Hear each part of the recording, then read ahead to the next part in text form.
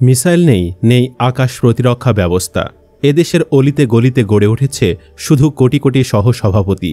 Iron ডোম superfast fighting ড্রোনের পরিবর্তে কলাবিজ্ঞানীরা তৈরি করেন উদ্ভট সব মূর্তি। অবস্থানগত দিক থেকেই বাংলাদেশ শত্রুবেষ্টিত। ভারত চায় বাংলাদেশকে দখল করে নিতে। রাখাইন রাজ্যের ৮০% বেশি এলাকা আরাকান আর্মির দখলে চলে যাওয়ার পর বিপর্যস্ত জান্তা সরকার একের পর এক বিমান হামলা চালিয়ে যাচ্ছে, যে হামলার গোলা বাংলাদেশেও এসে পড়তে পারে। মিয়ানমারের উত্তেজনা বাংলাদেশ সীমান্ত ঘেঁষা অঞ্চলেও স্পষ্ট হয়ে উঠছে। এরকম পরিস্থিতিতে অত্যাধুনিক আকাশ প্রতিরক্ষা ব্যবস্থা বাংলাদেশের জন্য ফরজ হয়ে পড়েছে। অত্যাধুনিক আকাশ প্রতিরক্ষা ব্যবস্থা কতটা জরুরি তা আমরা ভারত, পাকিস্তান, রাশিয়া, ইউক্রেন কিংবা ইরান ইসরায়েল যুদ্ধের দিকে তাকালেই বুঝতে পারি। ইসরায়েলের হাজার হাজার মিসাইল আটকে দিয়েছে ইরানের অত্যাধুনিক আকাশ প্রতিরক্ষা ব্যবস্থা। ইরান যেন আমাদের চোখে আঙ্গুল দিয়ে দেখিয়ে দিল, বর্তমান বিশ্বে টিকে থাকতে হলে অত্যাধুনিক আকাশ প্রতিরক্ষা ব্যবস্থার বিকল্প নেই।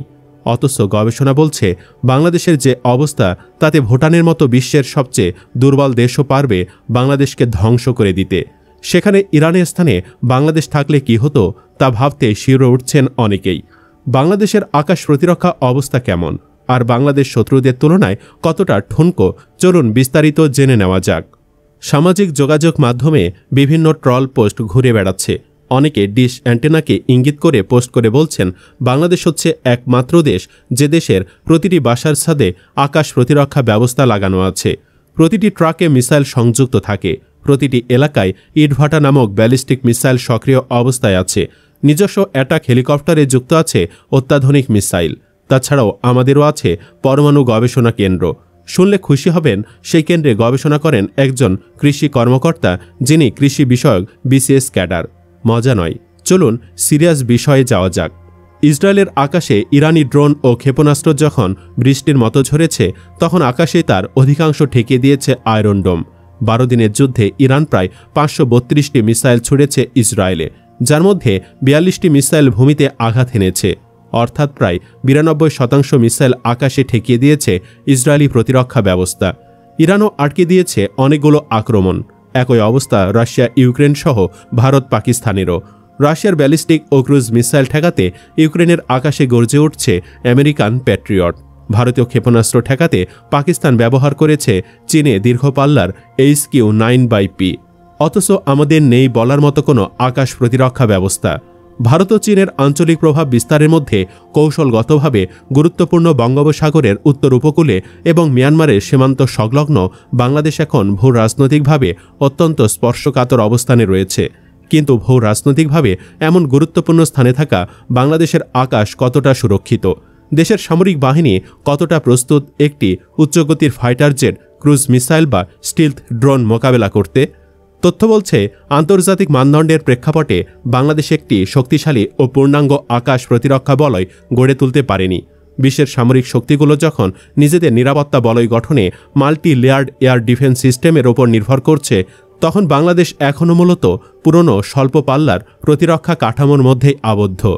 বিশ্লেষকদের মতে বাংলাদেশের আকাশ প্রতিরক্ষার বর্তমান বাস্তবতা রীতিমতো উদ্বেগজনক।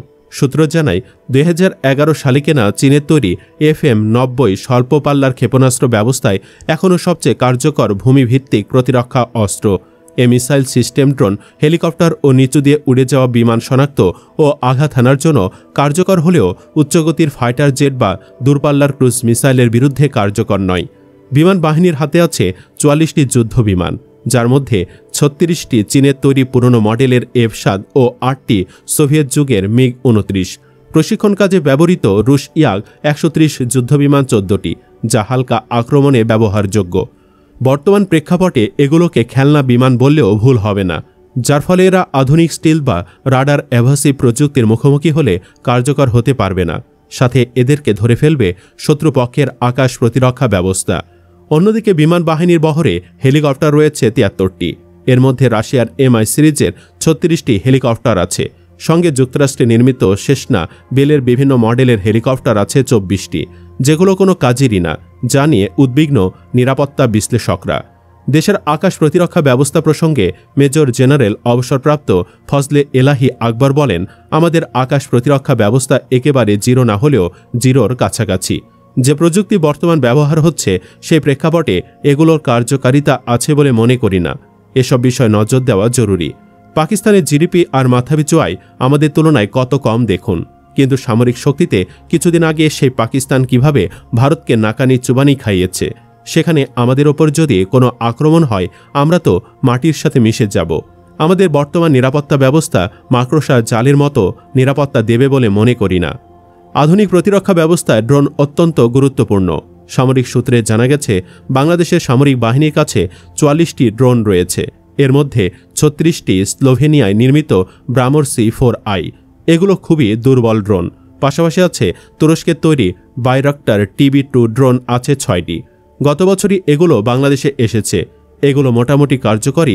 বাংলাদেশ নৌবাহিনীর কাছে সাবমেরিন রয়েছে দুটি চীনের তৈরি এবং ২০১৭ সালে এগুলো নৌবাহিনীতে যুক্ত হয়। ওয়ার পাওয়ার বাংলাদেশে এই সাবমেরিনগুলোকে অ্যাটাক সাবমেরিন হিসাবে উল্লেখ করা হয়েছে। এছাড়াও বাংলাদেশের বিভিন্ন সামরিক অস্ত্র আছে যেগুলোর বেশিরভাগই সম্মুখযুদ্ধে ব্যবহার হয়। এ বিষয়ে এয়ার ভাইস মার্শাল অবসরপ্রাপ্ত মাহমুদ হোসেন বলেন, আধুনিককালের যুদ্ধে এখন আর কেউই সরাসরি সেনাবাহিনী নামায় না। আক্রমণটা হয় আকাশ সীমায়, যে কারণে সামরিক বাহিনীর শক্তিশালী আকাশ প্রতিরক্ষা ব্যবস্থা থাকা অনস্বীকার্য। সোজা কথায় স্কাই সুপিরিয়রিটি বা আকাশের যার কর্তৃত্ব থাকে যুদ্ধে এগিয়ে থাকে তারাই।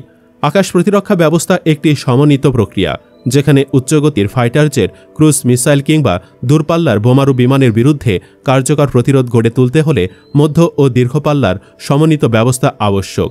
এ বিষয়ে জানিয়ে মাহমুদ হোসেন বলেন, বাংলাদেশের আকাশ প্রতিরক্ষা ব্যবস্থা অন্ততপক্ষে এমন হওয়া উচিত যাতে সমুদ্রসীমার ২০০ নটিক্যাল মাইল পর্যন্ত পৌঁছাতে পারে বা নজরদারি করা যায়। মিসাইল সিস্টেমটা ওভাবে উন্নত হতে হবে। এর সঙ্গে ফাইটার এয়ারক্রাফট থাকতে হবে। এগুলো ব্যয়সাপেক্ষ বিষয়, কিন্তু ইচ্ছা থাকলে সম্ভব। স্থানীয়ভাবে মেধাবী কর্মকর্তা তৈরির ওপর জোর দিয়ে তিনি বলেন, আকাশ প্রতিরক্ষায় উচ্চতর গণিত, পদার্থ থেকে শুরু করে প্রকৌশল পর্যন্ত সবই অন্তর্ভুক্ত। ভারত পাকিস্তানে সবচেয়ে মেধাবীরাই বিমান বাহিনীতে আসে, অথচ আমাদের কোনো বিশ্ববিদ্যালয়ে মিলিটারি স্টাডিজ ডিপার্টমেন্ট পর্যন্ত নেই। বাংলাদেশের আকাশ প্রতিরক্ষায় সবচেয়ে বড় যে ফাঁকটি রয়েছে তা হল মাঝারি ও দূরপাল্লার surface two air missile system. এর অনুপস্থিতির কারণে দেশের আকাশসীমা পুরোপুরি উন্মুক্ত থাকবে উচ্চমাত্রার হামলার সামনে।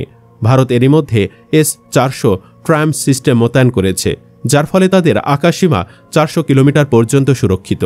মিয়ানমারও সংগ্রহ করেছে Su-30 SME এবং JF-17 যুদ্ধবিমান। এমনকি ভিয়েতনামের মতো মধ্যম শক্তি দেশেও এখন ড্রোন ও মিসাইল প্রতিহত করার স্বয়ংক্রিয় ব্যবস্থা আছে। এ বাস্তবতার সঙ্গে তাল মেলাতে পারছে না বাংলাদেশ।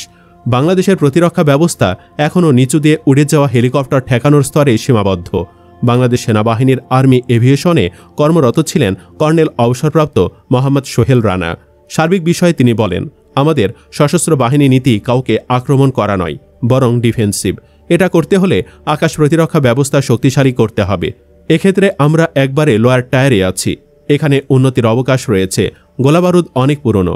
আধুনিক আকাশ প্রতিরক্ষা ব্যবস্থা একটা ইন্টিগ্রেটেড সিস্টেম, যেটা আমরা করতে পারছি না, যার অন্যতম কারণ অর্থ। প্রতিরক্ষা বাজেটের কম অংশ এখানে ব্যয় করা হয়। সাবেক সেনা কর্মকর্তা সাম্প্রতিক সময়ে Bharat, Pakistan, Russia, Ukraine, Iran, Israel যুদ্ধের উদাহরণ টেনে বলেন, আমাদের কিন্তু এখানে থেকে অনেক কিছু শেখার আছে। বড় শিক্ষা হচ্ছে আধুনিক ও শক্তিশালী আকাশ প্রতিরক্ষা ব্যবস্থা গড়ে তুলতে হবে। অস্ত্র কেনার ক্ষেত্রে বন্ধুরাষ্ট্র নির্বাচনের দিকেও নজর দেওয়া উচিত বলে মত দেন তিনি। দর্শক, আপনি কি মনে করেন বাংলাদেশের অত্যাধুনিক আকাশ প্রতিরক্ষা ব্যবস্থা কেনা উচিত? কমেন্ট বক্সে জানিয়ে দিন আপনার মতামত। ভিডিও ভালো লাগলে লাইক দিন এবং শেয়ার করুন, আর অবশ্যই চ্যানেলটি সাবস্ক্রাইব করুন। ধন্যবাদ।